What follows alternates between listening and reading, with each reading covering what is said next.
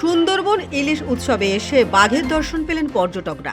বুধবার দুপুরে সুন্দরবনের চোরাগাছিখালি এলাকায় একটি বাঘকে নদী সাঁতরে এক জঙ্গল থেকে আরেক জঙ্গলে যেতে দেখেন মহেশতলা থেকে আগত একদল পর্যটক।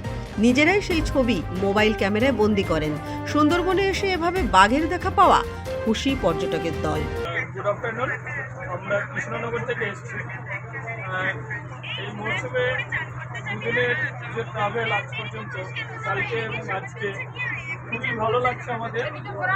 এবং সবথেকে যেটা গর্বের বিষয় সেটা হচ্ছে যে আমরা বাঘ এবং হরিণ দুটোই সবাই দেখতে পেয়েছি।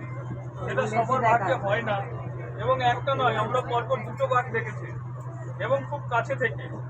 আর হাবিবুর ট্রাভেলস সত্যি যিনি নাবিক, ওনার সহযোগিতাতেই আমরা দেখতে পেয়েছি। তা খুব ভালো লাগছে, এনাদের পরিষেবা, এনাদের সহযোগিতা, আপ্যায়ন, আমরা সত্যিই মুগ্ধ। কোন ট্রাভেলস থেকে এসেছেন আপনারা? আমরা প্রজাপতি ট্রাভেলসের পক্ষ থেকে এসেছি এবং বর্তমান যে লঞ্চে আছে এটা হাবিবুর লঞ্চ। কলকাতা হচ্ছে দক্ষিণ 24 পরগনা মহেশতলা থেকে আমরা এসেছি।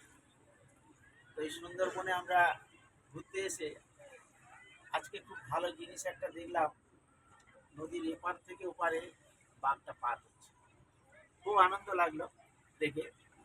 এবং বাঘটা এত লম্বা, এত বড় বাঘ দেখে আমাদের খুব ভালো লাগলো।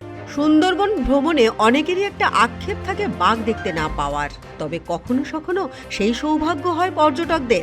বেশ কিছুদিন ধরে দেখা যাচ্ছে মাঝে মধ্যেই পর্যটকদের ক্যামেরায় ধরা পড়ছে বাঘ। সুন্দরবনের গভীরে এখন ঢোকা বারণ, কারণ অভয়ারণ্য বন্ধ। তাই নদী থেকেই বাঘ দেখার সৌভাগ্য অর্জন করলেন পর্যটকরা। এক ঢিলে দুই পাখি, ইলিশ উৎসবে আনন্দ নেওয়া গেল, বাঘের দর্শনও হলো। ব্যুরো রিপোর্ট, পুবের কলম ডিজিটাল।